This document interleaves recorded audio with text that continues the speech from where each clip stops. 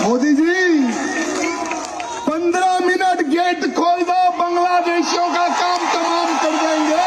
अच्छा हिंदू छत्रपति शिवाजी का मौला है, अफजल खान का सीना चीर कर हम भगवा लहरा सकते हैं। इस वक्त जितना शोर बांग्लादेश के इदारों ने और सियासतदानों ने मचाया हुआ है, मैं कहती हूँ कि अगर उसका 10% भी इंडियन आर्मी ने कर दिखाया तो बांग्लादेश का नामो निशान सफाई हस्ती से मिट जाएगा। हकीकत है वो ये है कि ना तो बांग्लादेश और ना पाकिस्तान दोनों मिलके भी इकोनॉमिकली जो है ना वो नहीं पहुंच सकते इंडिया तक। आपका आगे फ्यूचर जो है वो जन्नत है, काला जादू है, बकरे हैं, ये आपका फ्यूचर।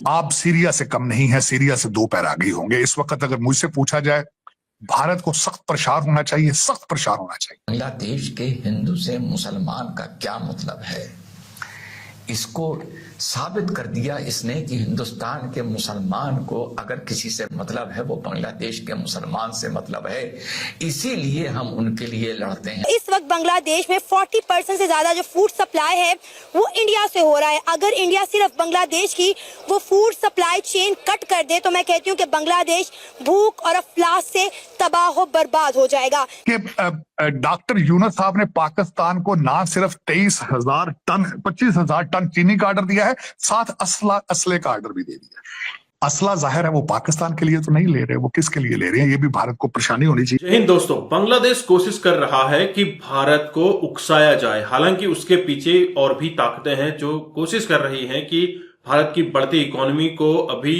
युद्ध में झोंका जाए। लेकिन वहीं भारत के एक मिनिस्टर हैं, उन्होंने कहा है कि मोदी जी बस 15 मिनट के लिए आप बांग्लादेश का बॉर्डर खोल दो, हम बांग्लादेश को मिट्टी में मिला देंगे। अगर भारत ने बांग्लादेश को अलग करने में एक महत्वपूर्ण भूमिका निभाई है तो उसको खत्म भी कर सकते हैं। इसी के ऊपर ये पूरा रिएक्शन वीडियो आप एंड तक जरूर देखिएगा। बांग्लादेश अपनी औकात से कई ज्यादा बढ़ चढ़ के इंडिया को गुस्सा दिलाने में लगा हुआ है। इस वक्त जितना शोर बांग्लादेश के इदारों ने और सियासतदानों ने मचाया हुआ है, मैं कहती हूँ कि अगर उसका 10% भी इंडियन आर्मी ने कर दिखाया तो बांग्लादेश का नामो निशान सफाई हस्ती से मिट जाएगा। मैं आपको बताती चली जाऊं कि बांग्लादेश ने पता नहीं क्या सोच समझ के 6 तुर्किश जो ड्रोन है वो इंडिया के बॉर्डर पे तैनात कर दिए हैं। इंडिया भी जाहिर है किसी से कम नहीं है। इंडिया ने पिछले दिनों 31 ड्रोन जो है वो यूएसए से खरीदे हैं, जो इंडिया ने इसी बॉर्डर पे तैनात कर दिए हैं। और नो डाउट इंडिया के जो ड्रोन है वो बांग्लादेश से ज्यादा ताकतवर है। बात अगर हम ड्रोन की एक तरफ रख कर करें तो इस वक्त बांग्लादेश में 40% से ज्यादा जो फूड सप्लाई है वो इंडिया से हो रहा है। अगर इंडिया सिर्फ बांग्लादेश की वो फूड सप्लाई चेन कट कर दे तो मैं कहती हूँ कि बांग्लादेश भूख और अफलास से तबाह बर्बाद हो जाएगा। एक ऐसी गवर्नमेंट वहाँ पे बनाएगी जो हम समझते हैं कि पपेट है, जो वहाँ पे प्योर जो डेमोक्रेटिक रिवाइवल है वो नहीं हुआ। जो नौजवानों की बुनियाद पर, जिनकी बुनियाद पर वो सारी तब्दीली आई है, वो रिप्रेजेंटेटिव नहीं है अभी तक जो आवाम की तरफ से।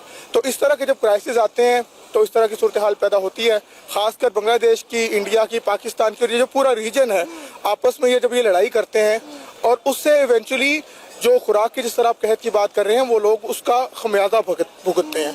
तो इसीलिए जो है हमारे पूरे रीजन को, मैं कह रहा हूँ ना सिर्फ इंडिया, बांग्लादेश, श्रीलंका, पाकिस्तान और साउथ एशिया, पूरा रीजन, चाइना हमारे साथ है। दुनिया की इतनी बड़ी ताकत है तो हमें आपस में कोलैबोरेशन करनी चाहिए, कोऑपरेशन करनी चाहिए। जो इंसानी जो बुनियादी ज़रूरत है, खासकर खुराक हो या जब सैलाब आता है तो लोगों को मदद चाहिए होती है, तो हमें बढ़ चढ़ कर हिस्सा लेना चाहिए। जब तक हम अपने हमसायों से ताल्लुक अच्छे नहीं करेंगे, चाहे वो इंडिया का बांग्लादेश के साथ रिश्ता हो, बांग्लादेश का इंडिया के साथ हो या पाकिस्तान का इंडिया के साथ। सर, इंडिया कैसे मदद कर दे बांग्लादेश की?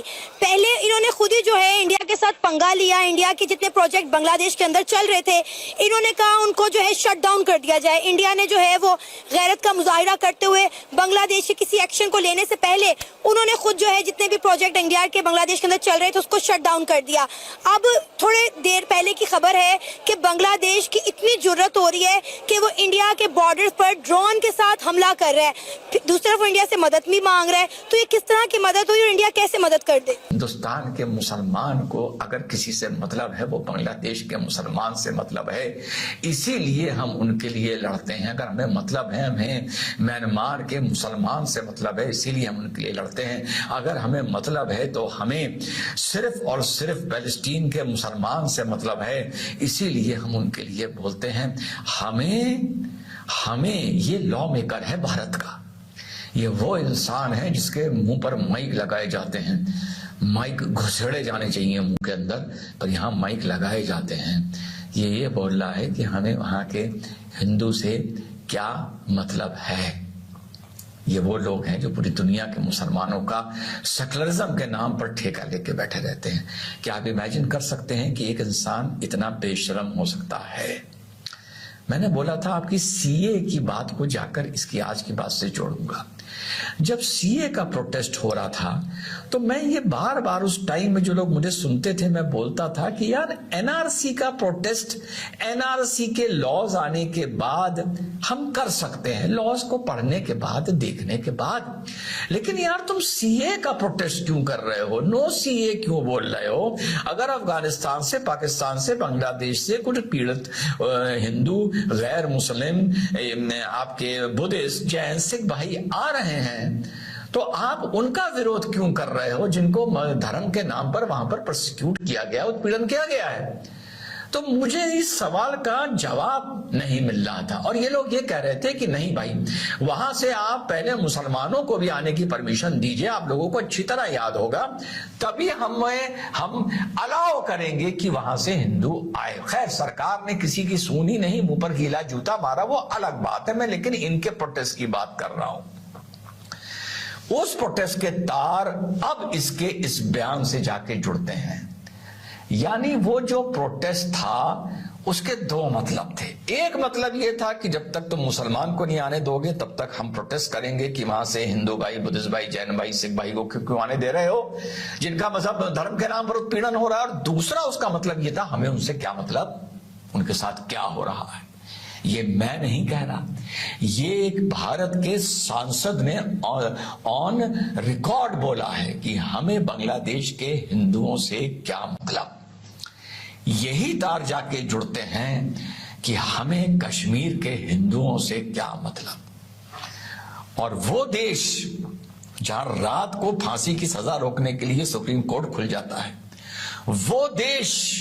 वो देश जहां पे 26/11 के आतंकियों को लॉयर्स मिलते हैं, बिरयानी खिलाई जाती है, वो देश जहां आज भी लॉयर्स मिलेंगे और आज भी उनकी केयर करी जाएगी, उस देश के मुसलमान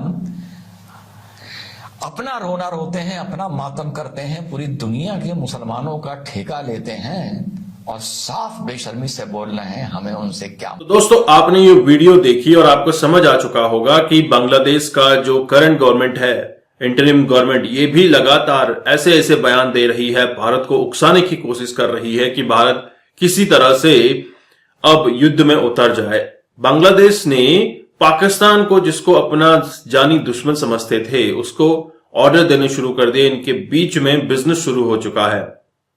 जैसे कि तलाल साहब बता रहे थे कि चीनी कुंटलों के हिसाब से मंगाई जा रही है और वहीं एम्यूनेशन के भी ऑर्डर दिए गए हैं। अब ये एम्यूनेशन के ऑर्डर पाकिस्तान के खिलाफ तो यूज नहीं होंगे, ये भारत के खिलाफ ही यूज होने हैं। और हिंदुओं का सफाया करने के लिए क्या इतना एम्यूनेशन इनको चाहिए? और ये लगातार हिंदुओं के साथ जिस तरह से प्रताड़ना कर रहे हैं, अत्याचार कर रहे हैं, इससे तो भारत का हिंदू समाज बिल्कुल जागरूक हो चुका है। इवन भारत का मुस्लिम समाज भी, मौलाना तौकीर रजा के जो बयान है वो कह रहे हैं कि हिंदुओं के अत्याचार को देखकर हमें बस पाकिस्तान जाने की इजाजत दीजिए, हम इस मामले का निपटारा करेंगे।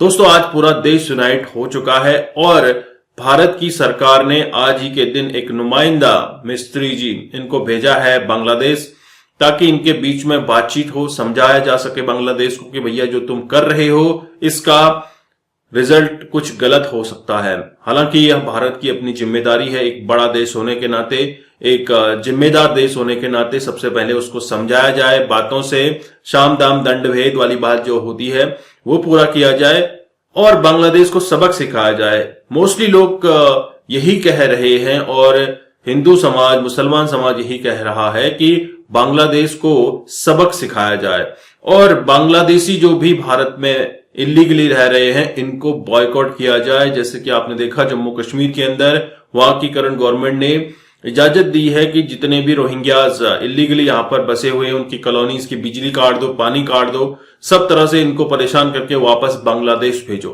दोस्तों, जितने भी रोहिंग्याज भारत के अंदर बैठे हुए हैं इनको लात मारकर निकालना चाहिए और यह सरकार के पैसों पे फ्री ऑफ कॉस्ट पलने वाली ऐसी बीमारी है, इनको निकाल कर खत्म करना चाहिए। और वहीं बांग्लादेश को कड़ा जवाब मिलना चाहिए। अगर बांग्लादेश को कड़ा जवाब नहीं मिला तो कहीं ना कहीं और भी हस्तियां फन उठा सकती हैं। तो ऐसे सांप के फन को कुचलना जरूरी है। जब आप सांप को दूध पिलाएंगे, उसकी जो फितरत है काटना ही है। आपने भले बांग्लादेश के लिए कुछ भी किया, बांग्लादेश को अलग एक देश बनाकर दिया, उसकी फितरत है कि अपने मालिक को काटना। जिस तरह से बंग बंधु के इन्होंने प्रतिमा तोड़ी, उनके ऊपर टॉयलेट कर रहे हैं, इस तरह का निजाम बांग्लादेश में पहले कभी देखने को नहीं मिला। दोस्तों, बांग्लादेश प्योरली पाकिस्तान 2.0 बन चुका है। आपके क्या विचार है, कमेंट जरूर कीजिएगा। चैनल पर नए हैं, चैनल को सब्सक्राइब करना मत भूलिएगा। जय हिंद, जय भारत, जय श्री राम।